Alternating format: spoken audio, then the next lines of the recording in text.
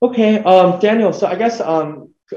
going off of that, what do you typically look for when kind of an offshore trust agreement is presented to you? Like, what are kind of some of the most important aspects of an offshore trust when the family comes to you for advice, or the family comes to you asking to see if they could move this trust potentially to the U.S., or maybe they're evaluating that? Sure. So the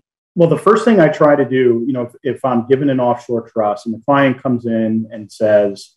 or their client's advisor says, we would like to consider moving this trust into the United States, whether it's pursuant to a migration or a decanting. So the first thing I do is go through and read the beneficial provisions, which oftentimes those provisions can look a lot different,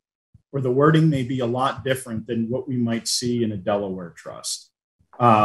Just in terms of phrasing or terminology, it doesn't always exactly line up. But we can often figure out what those beneficial provisions mean or would look like if they had been created in the United States. So the first thing I try to do is make sure I understand who is in the beneficial class, what the standards are for distribution, and how flexible the trust is. Does it have a built-in decanting provision that allows you to distribute in further trust for beneficiaries as opposed to just distributing to beneficiaries outright? So the first thing I try to do is just get a handle on the beneficial provisions and who the beneficiaries are and how flexible it is. Then the next thing I look for is the removal and replacement of trustee provisions, and in connection with that, the governing law provisions, because I want to see if there's an ability where we can simply appoint the Delaware trustee, change the law governing administration to Delaware, and then we can do whatever we need to do under Delaware law. And at least from my perspective, that's the simplest approach. It might not always be possible, but if we're able to do that, that's great. So I first look for those provisions. Aside from that, really just looking at the powers of the trustee and other fiduciaries. A lot of these offshore trusts I've seen also tend to create a protector position, which has various powers. And so what I'm looking for are there powers that the protector or other fiduciaries have that we want to carry over into the trust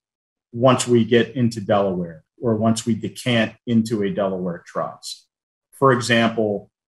maybe a protector has the ability to add to the beneficial class,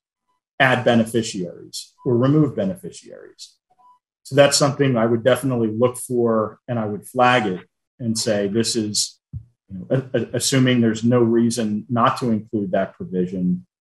in the Delaware trust, or once we modify the trust.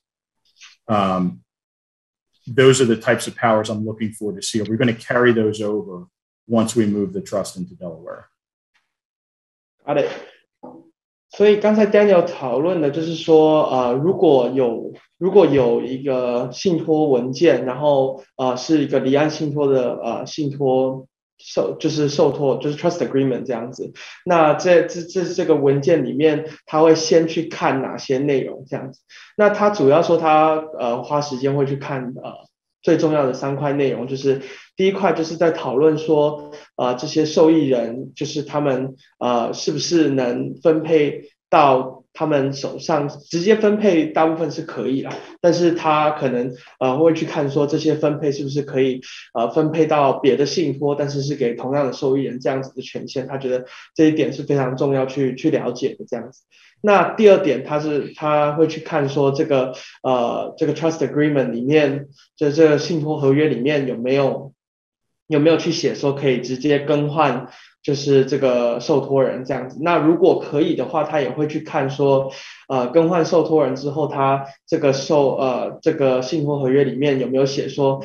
可以去改这个信托就是法律的国家所在地这样子。那如果这两个都可以的话，等于就是以后迁移的过程会稍微容易一点。那他觉得说可能